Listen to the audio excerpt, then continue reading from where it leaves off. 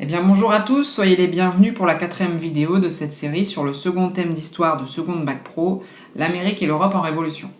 Alors dans une 3e séance, nous allons nous intéresser cette semaine à un personnage emblématique de la période, le marquis de Lafayette.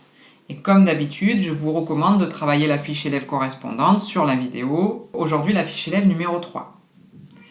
Donc nous allons travailler l'une des compétences essentielles du programme, situer un acteur dans son contexte et préciser son rôle dans la période concernée. On aurait pu s'intéresser au rôle joué par de nombreux personnages, et notamment celui de Toussaint Louverture à Saint-Domingue, par exemple, mais j'ai choisi de m'intéresser au personnage de Lafayette. Donc la problématique à laquelle nous allons tenter de répondre est la suivante. Quel rôle le marquis de Lafayette a-t-il joué dans les révolutions ? Aujourd'hui, nous allons essentiellement classer les informations d'une chronologie sommaire de Lafayette dans un tableau qui les attribue spécifiquement à chacune des révolutions de notre chapitre. Et si vous n'avez pas eu le temps de faire cet exercice, je vous invite à mettre la vidéo en pause et à nous retrouver juste après pour la correction. A tout de suite. Bien, je vais maintenant afficher les réponses que voici, et plutôt que de les commenter une par une, je vous invite à nouveau à mettre la vidéo sur pause pour comparer votre travail avec la correction. Et surtout, je vais réutiliser toutes ces réponses en guise de conclusion. Le marquis de Lafayette joue des rôles très différents dans chacune des 3 révolutions.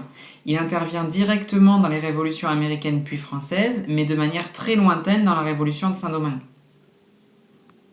Il est d'abord un acteur incontournable dans la révolution américaine où il soutient totalement la cause des insurgés et va militer activement en faveur d'une intervention française à laquelle il va directement participer.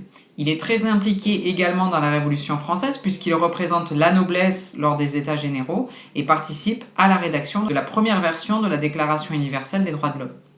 Mais il est partisan du roi jusqu'au bout et ce soutien sans faille va finir par le mettre en difficulté, si bien qu'il fuira vers l'étranger en 1791.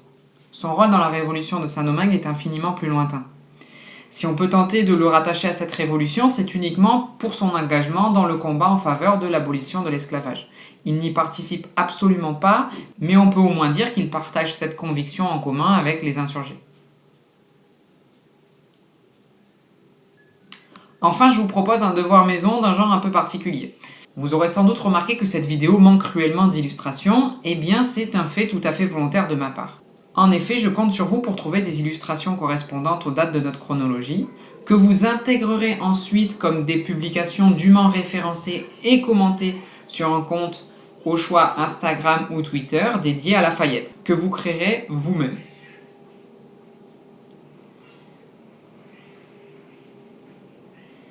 Donc je compte sur vous pour bien mettre les titres, les dates, les sources et toutes les références de chacun des documents, mais aussi à utiliser l'option de géolocalisation de chaque post à bon escient. Si vous trouvez par ailleurs des informations supplémentaires sur sa vie, n'hésitez pas à créer des posts supplémentaires, mais faites attention à respecter l'ordre chronologique des événements.